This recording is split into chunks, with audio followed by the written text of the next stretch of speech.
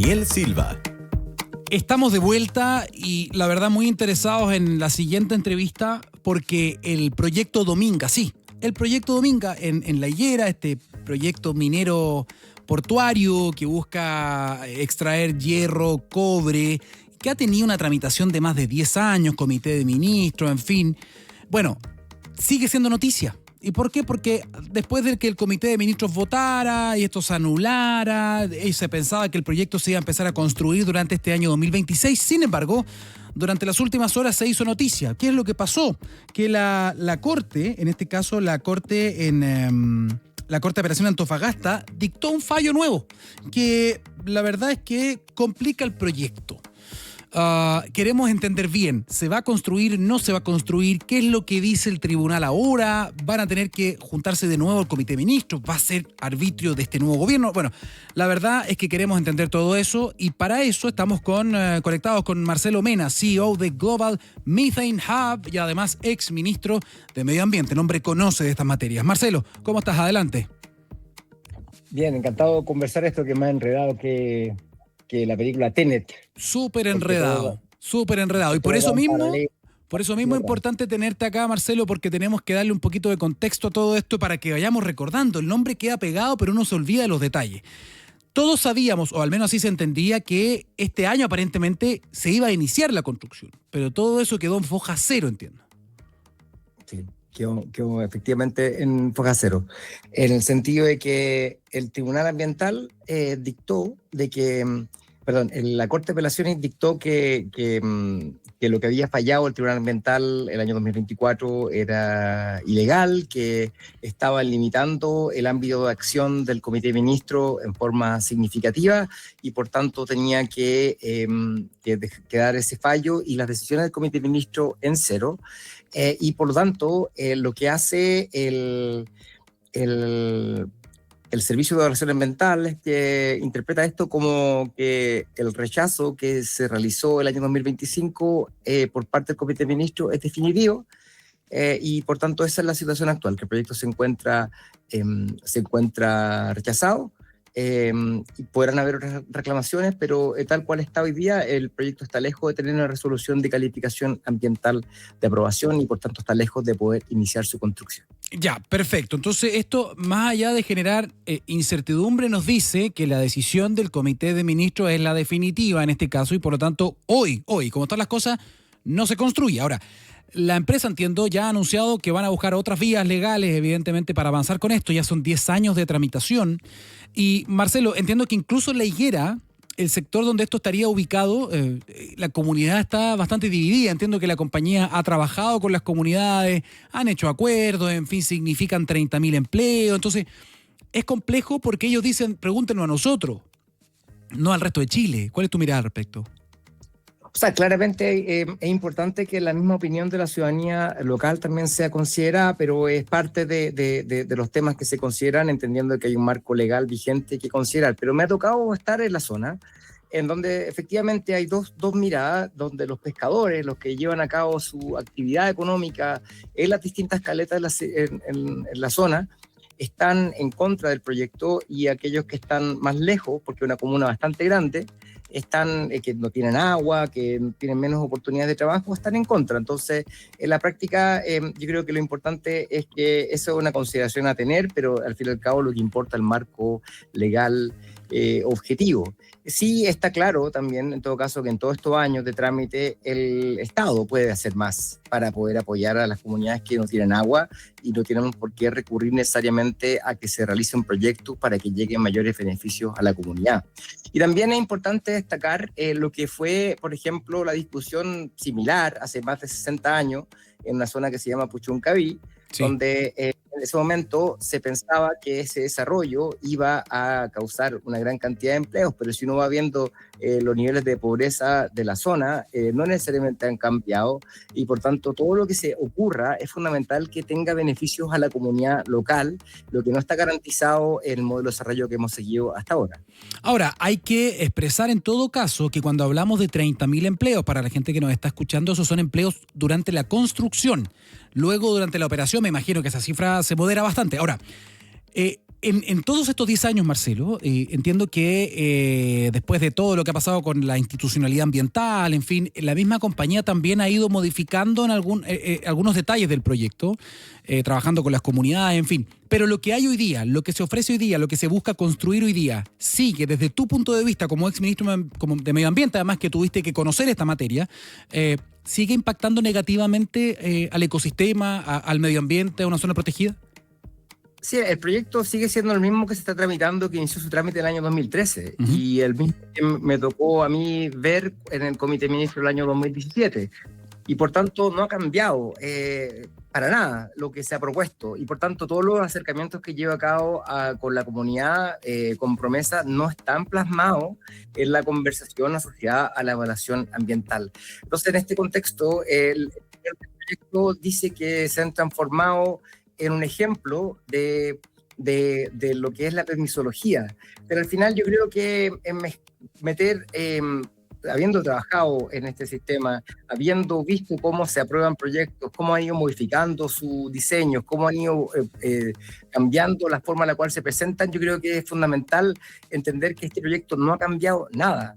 Y por tanto, hay un puerto de la cercanía, por ejemplo, que tiene un permiso ambiental aprobado, que perfectamente podría ser utilizado para poder evitar lo que tiene que ver con la parte más polémica del proyecto, que es la construcción de un nuevo puerto en las cercanías de esta reserva de pingüinos Humboldt, que sería afectado negativamente.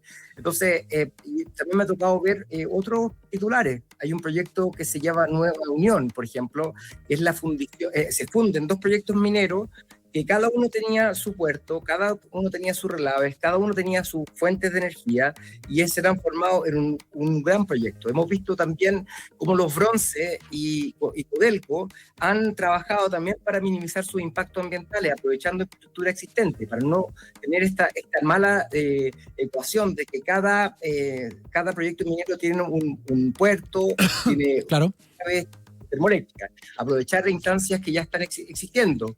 Entonces, por ejemplo, el proyecto que te comentaba de Nueva Unión, que todavía no ingresa al sistema, utilizaría las capacidades portuarias de Huasco. Entonces, ese tipo de espíritu no lo hemos visto. Lo que hemos visto es un titular que insiste en decir que ha sido aprobado este proyecto cuando hoy día está rechazado derechamente, y la autoridad ambiental ha llevado a cabo su decisión varias veces. Marcelo, tú has estado en primera línea de la política, tú fuiste ministro de Medio Ambiente y por lo tanto ahí tienen que manejar dos habilidades, dos dimensiones: la dimensión técnica, que la tienes, has estudiado afuera, en fin, eres especialista en cambio climático, pero también hay una parte política que es muy relevante de poder manejar también, porque aquí lo que estamos viendo es una cartera que tiene que ver con muchos proyectos de inversión finalmente, y estamos viendo que va a llegar un nuevo gobierno que tiene quizá una mirada distinta al que se está yendo en estas materias, y que eventualmente, si es que la empresa llegara a conseguir por alguna vía forzar nuevamente una votación del Comité de Ministros, es muy fácil proyectar que la opinión o esa decisión sería distinta a la del Comité de Ministros saliente, ¿se entiende, no? Entonces, es una discusión importante porque se cruzan varias cosas. El país necesita inversión, eso se ha dicho en todos lados, estamos con un déficit importantísimo financiero. Entonces, ¿cómo potenciamos las inversiones en Chile cuando este caso, por ejemplo, se está convirtiendo como en la insignia de la incertidumbre en términos de los trámites, de los permisos, de la burocracia? Sí, se podría decir que es así, pero ellos mismos han causado esa incertidumbre. Porque los proyectos que han querido avanzar y que son relevantes para el país han hecho modificaciones. Quiero dar un ejemplo súper claro reciente. A ver. El proyecto Quimarlo-Aguirre. Quimarlo-Aguirre son casi 2.000 kilómetros de línea de transmisión fundamental para poder desbloquear la cantidad de energía renovable que hoy día está sin capacidad de poder ser se vota. Exacto. Se aprobó ese proyecto que tuvo una consulta ciudadana importante, que pasó por decenas de comunas, que tuvo una consulta indígena, que tuvo decenas de de permisos que obtener, lo hizo. ¿Por qué? Porque siempre estuvo llana al diálogo y entendía que era fundamental que se vieran los beneficios del proyecto hacia adelante. Y modificó su trazado. Cuando había un trazado que era polémico, se cambiaba y se elegía algo de mínimo impacto ambiental. Veamos el proyecto Expansión Los Bronces, un proyecto muy importante que hoy día, para poder continuar operando, hace una medida de compensación significativa, que es básicamente cambiar todos los calefactores a leña de la región metropolitana y así hacernos cargo de la contaminación que hay en el invierno. Hay una serie de cosas que hacen estas empresas. Me tocó Quebrada Blanca 2 en su momento también, una consulta indígena ejemplar que se lleva a cabo, porque en el fondo uno se puede ir reclamando con respecto a la institucionalidad vigente o uno puede cumplirla como corresponde. Y aquellas empresas que han cumplido y no han querido torcer la institucionalidad ambiental tienen un permiso en mano. Y por tanto, si hay una razón por la cual en 12 años de trámite, cumpliendo los 13, esta empresa no tiene su permiso ambiental en mano, es su incapacidad de poder adaptarse a tener un proyecto de impacto ambiental en la zona. Ahora, sí llama la atención, Marcelo, me gustaría saber tu opinión también respecto del tema de la famosa permisología o los trámites, la burocracia, en fin, para llegar adelante un proyecto que estaba leyendo el otro día que en promedio en Chile, de un proyecto energético, minero, en fin, se demora entre la teoría, empezar a hablar el proyecto, en fin, hasta la primera piedra pueden ser entre 4 y hasta 12 años. Y en promedio nos demoramos más que Canadá o que Australia, que son países que también son bastante restrictivos. ¿Qué te parece eso? Porque finalmente las empresas, ven, ¿dónde me conviene más? ¿Dónde es más rápido? ¿Voy a estos países o voy a Colombia o voy a Perú? Entonces es el tema. Estoy claro que es verdad que uno tiene que bajar los tiempos de trámite, pero el único proyecto que tiene esa duración es Dominga, así que si uno saca Dominga a la discusión, uno se da cuenta de que hay otros proyectos que han avanzado más rápido. Ahora, esto no quiero decir que no haya problema. Efectivamente, hay cambios de criterio que ha tenido a nivel regional, que se han dado, que han causado que proyectos que usualmente serían aprobados bastante rápidamente tengan cosas que van en contra del sentido común, como hemos visto, no sé, pedir es gratis, pero una seremía regional que pide que haya jardines japoneses para un proyecto que no tiene nada que ver con la protección ambiental, o, por ejemplo, que el Consejo de Monumentos Nacionales frene las decisiones de un proyecto con permiso en mano porque es incapaz de tener sentido común de hacer una consulta indígena acotada y más bien la hace nacional y enreda todo el tema. Entonces, en el fondo, estamos claros que hay espacios de mejora y con toda seguridad este gobierno que avance, que venga adelante, también va a ir avanzando en eso, pero el marco regulatorio es uno y los antecedentes técnicos que tienen a la vista los ministros son también objetivamente técnicos y por tanto la decisión que puede tomarse es política, pero lo que no se puede evitar hoy día es tener en cuenta un problema muy profundo del proyecto Dominga, que estamos en el año 2026 y estamos evaluando ambientalmente un proyecto con antecedentes del año 2013. Imagínate cómo ha cambiado el país, cómo ha cambiado el clima, el planeta, la distribución de las especies. Exacto. Y ese es el tema de fondo. La línea base con la cual se evalúa este proyecto se hace el año 2013, entonces en lo mínimo debería actualizarse eso. Y yo, si fuera realmente asesor de esta empresa, diría lo mejor que pueden hacer es modificar el proyecto, haciéndose cargo de los problemas que son estructuralmente negativos, como su emplazamiento, y aprovechar la infraestructura existente para poder llevar a cabo el proyecto con algunas empresas que ya tienen permisos en mano, como ocurre con el puerto Cruz Grande, que está cerca de la zona. Mira, una asesoría gratuita al aire. Oye, Marcelo, en todo caso, y esto quizás es un pelo para la sopa, pero ahora me acordé que dijiste, por ejemplo, que está muy cerca de una reserva que es Pingüino de Humboldt, ¿no? Hace muy pocos días, de hecho, el Consejo de Ministros, por una votación popular, una moción popular ciudadana, le dio el carácter de monumento natural al Pingüino de Humboldt. Por lo tanto, dice ahí que cualquier acción que pueda poner en amenaza, más allá de sectores protegidos, a este pingüino, que es monumento natural, ahora está protegido legalmente. Entonces eso también es un pelo más para la sopita, digo. Sí, porque efectivamente el origen, la contienda técnica de fondo que hay con respecto al permiso de Dominga tiene que ver con que hay una contienda de competencia. La CONAF tenía por objeto hasta la creación del Servicio de Biodiversidad la protección de la biodiversidad en Chile.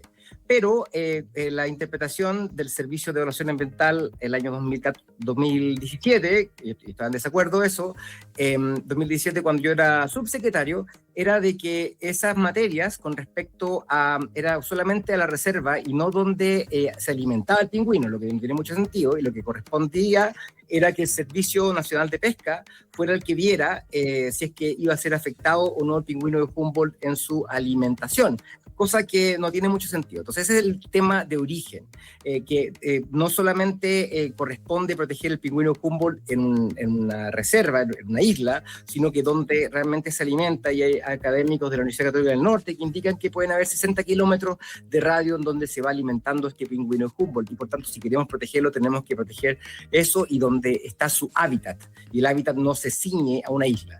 Es el tema de fondo, y por tanto yo creo que esto, lo que está haciendo el Ministerio de Medio Ambiente de otorgar mayor conservación a esta especie única, yo creo es fundamental, porque el 80% de la población está en la zona de la reserva de pingüino Humboldt, que hoy día ha sido también transformado en un área protegida de múltiple uso que se aprobó anteriormente durante este gobierno. Perfecto, explicación clarita. Marcelo, estamos cerrando esta entrevista, pero solo una línea para que no me rete mi editor. Hemos visto algunas declaraciones interesantes que te hablan de la forma de hacer política también del gobierno entrante, con quien va a ser el ministro de Vivienda, Iván Puduje, que ha criticado bastante a este gobierno, por ejemplo, diciendo en vez de construir un hospital o casas, no se hace porque hay una laucha, o no se hace porque hay unas palmeras ahí, no sé qué, y entonces se privilegia eso por sobre la gente. Tú conoces a Maysa Roja, la ministra también. ¿Qué te hace sentir? Me imagino que habías leído estas declaraciones. ¿Qué piensas tú cuando fuiste también ministro? Bueno, yo conozco a Iván y lo conozco hace mucho tiempo, he trabajado con él. Yo creo que es un profesional de altísimo nivel que sabe de temas de terreno, de construcción, y va a ser fundamental el éxito de su labor para poder tener una reconstrucción correcta. Lo que yo he dicho anteriormente es que para poder solucionar los temas hay que tener un diagnóstico correcto y no falsos dilemas. Hoy día lo que pude averiguar, porque en el fondo los conflictos ambientales en torno a la reconstrucción no tienen que ver con la institucionalidad, sino que tiene que ver con ya más bien cosas sectoriales. Hay un par de árboles cerca de un lugar en Quilpué, donde hay una obra que tendría que recibirse y no ha sido recibido por un permiso municipal que no ha sido otorgado porque CONAF regional no ha permitido la corta de esos árboles. Y eso para cualquier persona de sentido común es claro que tiene que resolverse, porque la CONAF permite la corta de árboles a través de compensaciones y a través de programas de manejo, de planes de manejo. Y por tanto, ese es el problema y ese es el diagnóstico, esa es la solución. Pero decir que básicamente hablar de ustedes como si fuera el mundo ambiental un único opinión, donde hay mucha diversidad, están básicamente privilegiando los árboles sobre las personas, no es correcto, y por tanto es echarse encima enemigos cuando en realidad lo que está diciendo el ministro entrante es de todo sentido común. Y por tanto mi sugerencia es que para poder administrar los conflictos ambientales, que es parte importante de las autoridades que tienen que ver con medio ambiente, es fundamental tener aliados que superen a los enemigos, y lograr enemistarse gratuitamente no tiene mucho sentido. Lo que importa es avanzar y dejar un poco el ego atrás y dejar la misión por delante. Interesante. Por tanto, es importante avanzar y no necesariamente pensar que te den la razón, porque eso es secundario cuando la misión es reconstruir un país frente a las desastres que hemos tenido hasta ahora. Me interesaba tu opinión, tu mirada más como ex subsecretario, como ex ministro también, que estuviste en ese mundo también. Así que, bueno, Marcelo Mena... Lo mejor a él, y espero, yo creo que él está, como pocos ministros en tiempo reciente, tiene una tremenda capacidad. Y por tanto, yo creo que es fundamental que yo creo que es un buen consejo que yo también he hecho llegar por privado. Perfecto. Marcelo Mena, CEO de Global Methane Hub. Vamos a hablar algún día también de eso. Está muy interesante. Gracias por venir.